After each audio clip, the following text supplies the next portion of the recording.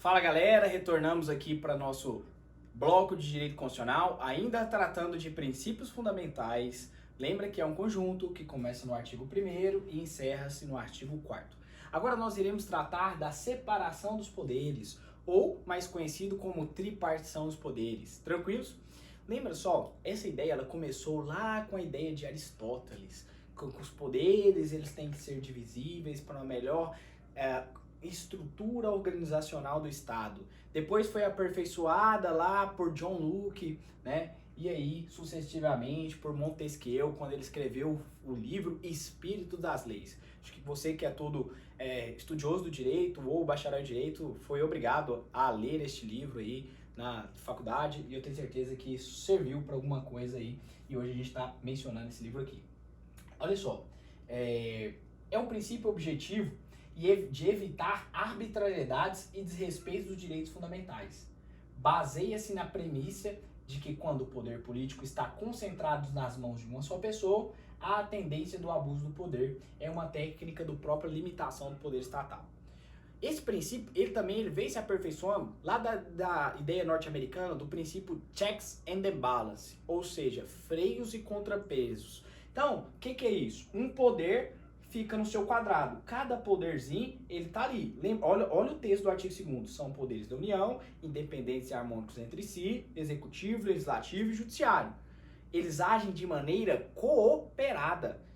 Marcos, um poder interfere no outro? Interfere, nós vamos ver. Só que interfere de maneira típica. Ele não vai interferir lá, falando, você tem que parar de fazer isso. Não, ele vai para que não haja arbitrariedade, para que não haja concentração na mão de um só poder, ele vai fazer essa relativização, certo? Acabei de ler aqui o artigo 2º. A rigor, o poder ele é uno e indivisível. O que seria objeto de separação são as funções estatais, na qual nós vamos ver aqui, e não propriamente poder.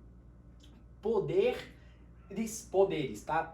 Aqui a gente costuma confundir em provas poder constituinte originário, poder constituinte derivado, poder constituinte reformador, é diferente de poderes constitucionais.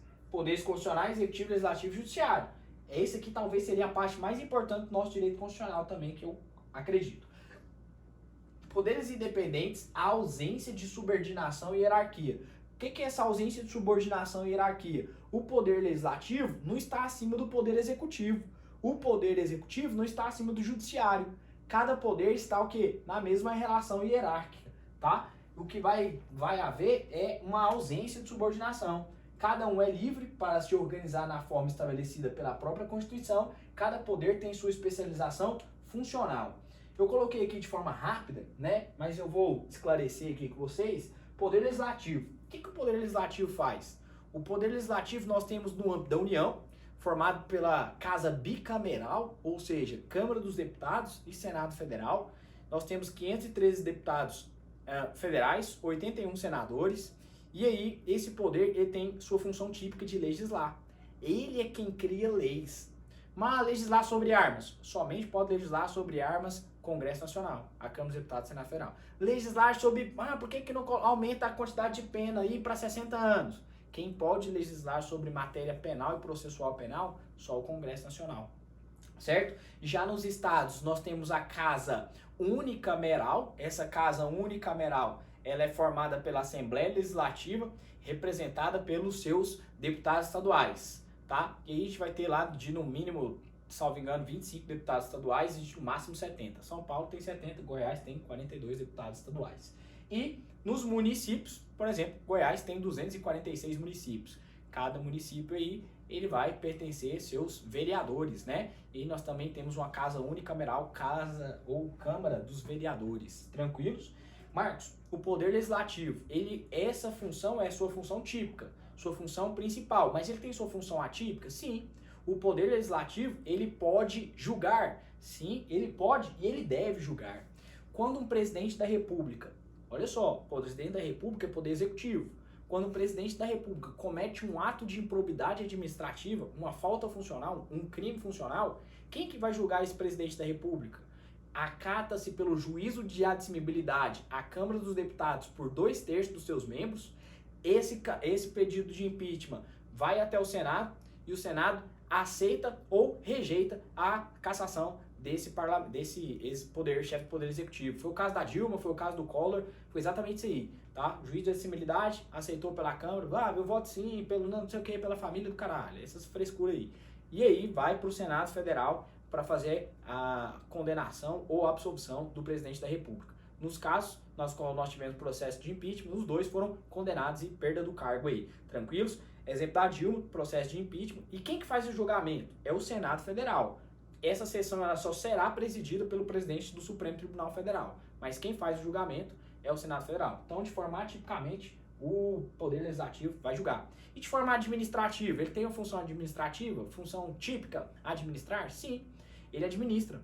Como que ele administra? Quando ele faz concurso, inclusive concurso aberto agora, ó, Polícia Legislativa, consultor técnico, analista, advogado, enfermeiro do Senado Federal. Isso aí é uma função típica de administrar, de cuidar, de organizar a sua casa. Tranquilos? Então essa é a função do Poder Legislativo. Coloquei aqui, ó. E ele ainda tem uma subfunção que a doutrina traz, né? E eu acredito, Marcos, de alguns livros que eu já li aqui, eu não acredito que é uma subfunção, acredito que é uma função de fiscalizar. Fiscalizar o quê? Fiscalizar as contas públicas. O Poder Legislativo possui uma função de fiscalizar, tá? Uma dupla função, tanto de legislar, né, de inovar o ordenamento jurídico, bem como de fiscalizar as contas públicas, auxiliando os tribunais de contas, seja o Tribunal de Contas da União, TCU, seja o Tribunal de Contas dos Estados, TCE, bem como o Tribunal de Contas do município, TCM. Lembra que não pode mais criar TCM, tá? Nenhum município mais hoje pode fazer a criação de novos TCM, desde a promulgação da lei de 2016. Não teve? Tem. Quem não tem, já era. Beleza? Executivo. O que o Poder Executivo faz? Ora, vamos lá para a estrutura. Poder Executivo, nós temos o Poder Executivo no âmbito da União, representado pelo sistema presidencialista, que eu falei que é o presidente da República, que ocupará duas funções, chefe de governo e chefe de Estado. Ele cuidará ali, ora da União, ora da República Federativa do Brasil. Tranquilos? Esse é o Poder Executivo no âmbito da União. Dos Estados, nós temos os governadores, né, auxiliados pelos seus secretários. Lembrando que o presidente ele é auxiliado pelos seus ministros, tá? Tem um vice também. Toda função do chefe do executivo, a eleição importará do presidente, importará do vice. Então, se você vota no presidente, você está votando, obviamente, no vice. Tranquilos? E prefeito, né? Prefeito aí, chefe do Poder Executivo Municipal. Tranquilos? Também, da mesma forma, cargos eletivos de duração de 4 anos, permitindo uma recondução seguida, tá? O presidente pode ser presidente quantas vezes no Brasil? Quantas vezes ele for eleito. Só que de forma seguida é somente uma vez. Tranquilos? Eu não concordo com nada de reeleição, mas é a Constituição e é possível mudar isso? Possível, mas se eles quiserem, que é muito difícil, beleza? Mas o Poder Executivo, sua função típica é administrar, acabei de falar aqui, cuidar, né, da máquina pública, dos atos da administração pública. O Poder Executivo julga, Marcos? Sim, julga. Eu espero que você não comete nem passe por esse processo de julgamento aqui do Poder Executivo. O Poder Executivo, ele vai julgar os seus funcionários, os seus servidores, os seus agentes públicos quando cometerem ilegalidade, através de um processo administrativo disciplinar, um PAD, um PAD, tá? É uma função de julgar, tá? É uma função atípica do Poder Executivo.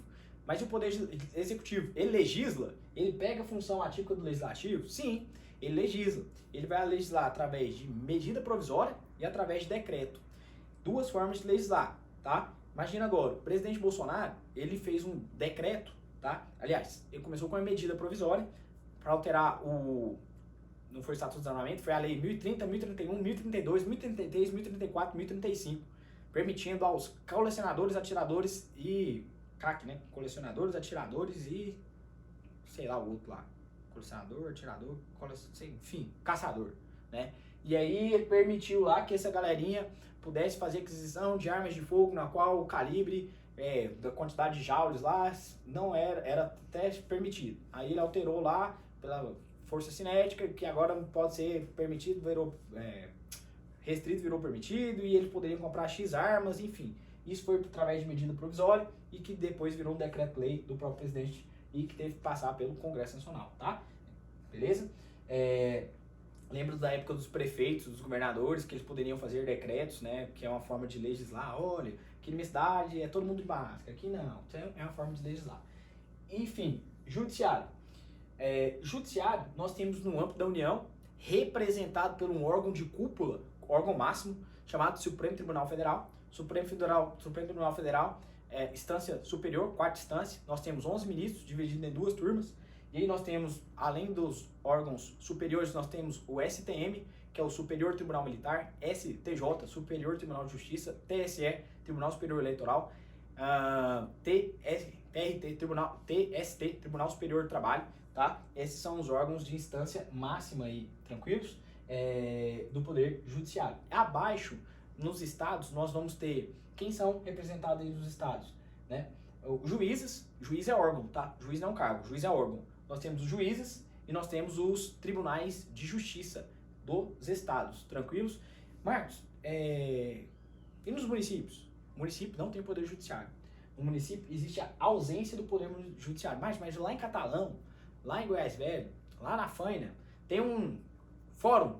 O fórum é uma mera extensão do poder judiciário estadual, tá? As comarcas de fórum, anota isso aí, as comarcas de fórum municipais são uma extensão do poder judiciário estadual. Só lembrar, quem paga o salário dos juízes? É o governador ou é o prefeito lá? Lembra? Óbvio que é o governo, é o estado que vai pagar, né? Então a gente tem a ausência do poder judiciário nos municípios.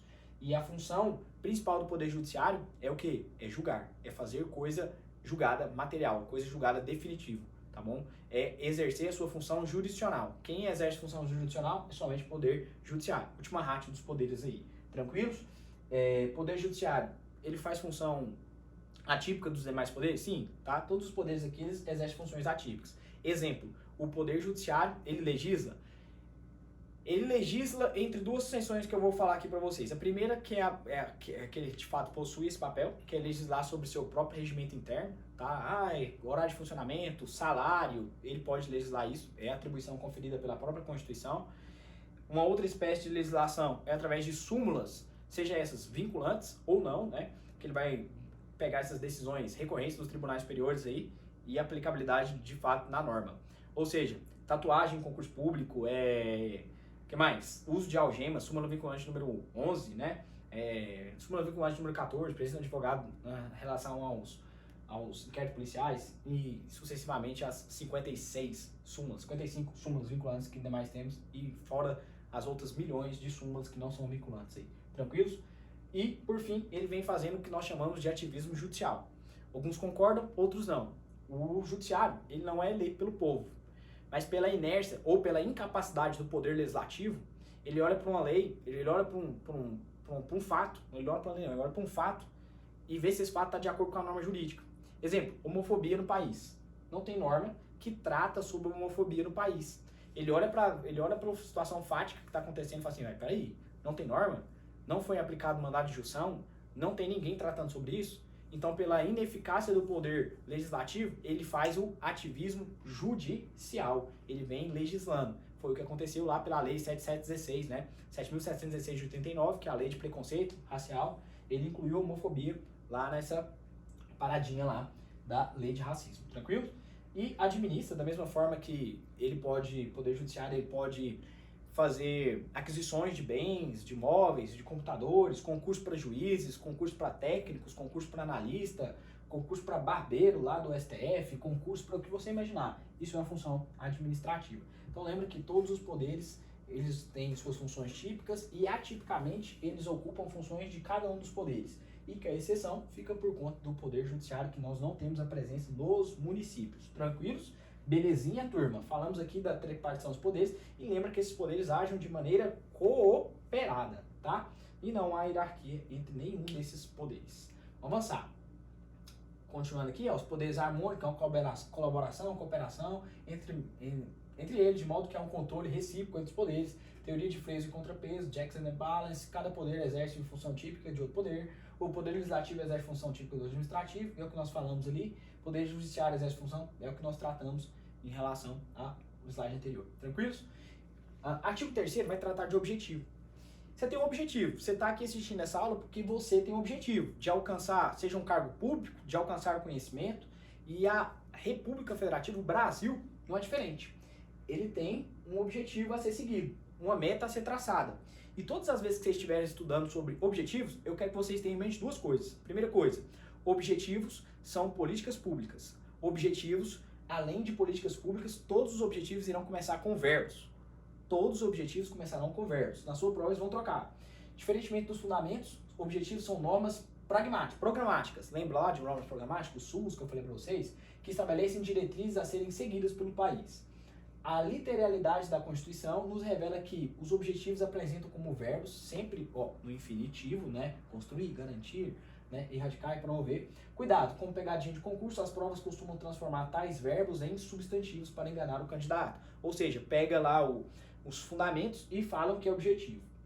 Quais são os objetivos? Diz assim o artigo 3º, constitui-se objetivos da República Federativa do Brasil. Inciso 1º, construir uma sociedade livre, justa e solidária. Inciso 2º, garantir o desenvolvimento nacional. Inciso 3º, erradicar a pobreza, a marginalização, reduzir as desigualdades sociais e regionais.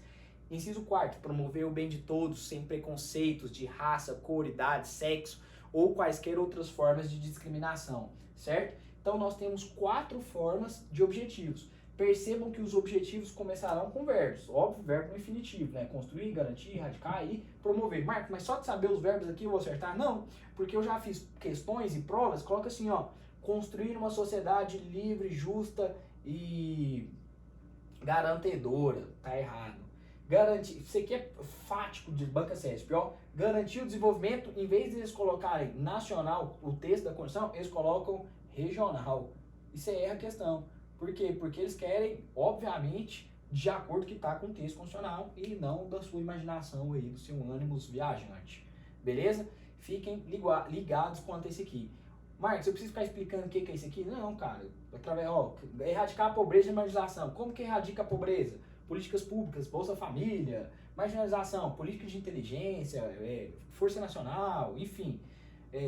Reduzir as desigualdades sociais e regionais, cotas para negros, cotas para pessoas de baixa renda, tudo isso aí são diretrizes, normas programáticas que o Brasil tem que seguir, beleza? A doutrina entende que o artigo 3º, inciso 3º, tá? Erradicar a pobreza e marginalização, e o inciso 4º são justificativas legais para a aplicação do princípio da igualdade ou da isonomia material, tá? Então é o princípio que Rui Barbosa lá sempre falou, né? Tratar os iguais de maneira igual e os desiguais na medida das suas desigualdades para que se igualem, certo? Tranquilos? Esse é o princípio aí da isonomia. E por último, né? Por último aqui, o último artigo que nós temos é o artigo 4º da Constituição. O que esse artigo 4º da Constituição diz? É uma relação, deixa eu ler aqui para vocês, artigo 4 da CF, é preciso memorizá-los na prova, pois costumam cobrá-los na integralidade e por vezes trocando com fundamentos objetivos do Brasil. Tranquilos? Bem como também o princípio da separação dos poderes, que eu já vi fazendo isso em prova. Diz assim, ó, a República Federativa do Brasil rege nas suas relações internacionais pelos seguintes princípios. Quais são os princípios que nós temos? Independência nacional, o Brasil é um país independente. Prevalência dos direitos humanos, aqui nós estamos falando, turminha, da relação do Estado, da Estado-nação, República Federativa do Brasil, relação do Brasil com os demais países, tá? O Brasil se vê como independente, também vai, consequentemente, ver os outros países com a sua própria independência. Prevalência dos direitos humanos, tá? Princípio elencado lá no artigo 1º como fundamentos, elencado aqui também nas relações internacionais. O Brasil sempre respeitará e também ele é signatário, né, de diversos tratados humanos, de tratados que versam sobre direitos humanos aí, tá? Pacto de São José da Costa Rica, Declaração do Homem, Declaração dos Direitos Humanos, enfim. Autodeterminação dos povos. O que é essa autodeterminação dos povos? É respeitar. Se lá na China, lá, os caras comem cachorro, comem não sei o que, não vai chegar lá e falar assim, ô, você está errado, não tem que fazer isso aí não. Não vamos respeitar cada aí. Não intervenção. Importante isso aqui.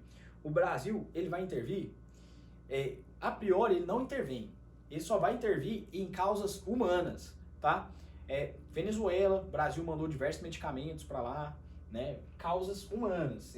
Lá Haiti, enfim. Ele não é parecido com o país lá da América do Norte, lá, Estados Unidos, por exemplo, que ele intervém lá em tudo quanto é questão que ele achar que convém, tá? O Brasil não tem isso, paz e amor aqui. Igualdade entre os estados, tá? O Brasil vai ver sempre os estados em pé de igualdade. Então, se o Cazaquistão, se o menor país do mundo lá, ele vai ver da mesma forma hierárquico com os demais países. Claro que essa igualdade entre os estados aqui, ela tem um peso balanceado em relação ao seguinte: os países que formam grupos com o Brasil, por exemplo, Mercosul, G20, G4, sei lá, o BRICS, tá? O Brasil vai dar prioridade, preferência, obviamente, que esse país, mas sempre em pé de igualdade. Defesa da paz, paz e amor, Brasilzão. Solução pacífica dos conflitos, então só no diálogo, conversa. Repúdio ao terrorismo e ao racismo, tá? Que é importante. Ah, mas tem terrorismo no Brasil? Cara, tem demais. Tem e teve, né? Se a gente olhar aí, tem um livro chamado de um coronel, Edson, não é esse da PM não, tá? Um coronel das Forças Armadas, do Exército, para ser mais específico, ele escreveu um livro Abrindo as Caixas Pretas da ABIN. Ele fala muito de questão terrorista que já teve no Brasil aqui, tá bom? Racismo, né? Lei 7.716 de 89, né? Crime imprescritível, artigo 5º, inciso 43 da Constituição, 42 também, crime imprescritível, sujeito às penas de reclusão, tá bom? Cooperação entre os povos para o progresso da humanidade, então o Brasil vai mandar médico, vai mandar engenheiro, tudo quanto é coisa, um exemplo lá para o Vale do Silício, para desenvolvimento de vacina, cura, tudo isso programático, né, na cooperação dos povos para o progresso da humanidade. Concessão de asilo político, da mesma forma, o Brasil ele concede asilo político, né, para alguns casos específicos, tá? Não é para todo mundo, mas para caso específico. Aqui a gente pode falar de apátrida, eu vou estar falando um pouco mais quando nós tratarmos de nacionalidade. Perfeito? Parágrafo único, né? A República Federativa do Brasil buscará integração, primeiro, econômica, política, social, cultural dos povos da América Latina, tá? Visando a formação de uma comunidade latino-americana de nações. Aqui é o Mercosul, bloco econômico, político, social, cultural para a integralidade desses demais estados-nações aí. Tranquilos? Galerinha, isso aqui o pessoal costuma cair demais em provas. A gente não estuda por excesso de confiança, acha que sabe, na hora que vai fazer a questão, por nervosismo, preciosidade, a gente erra. Então, calma, anota, copia, façam bastante questões, que eu tenho certeza que vai dar certo. Tranquilos? Na próxima aula eu te vejo para que nós possamos dar continuidade ao estudo então do título 2 da Constituição. Fiquem com Deus, um forte abraço, qualquer coisa me segue no Instagram, manda as dúvidas que eu estou para disposição. Até logo!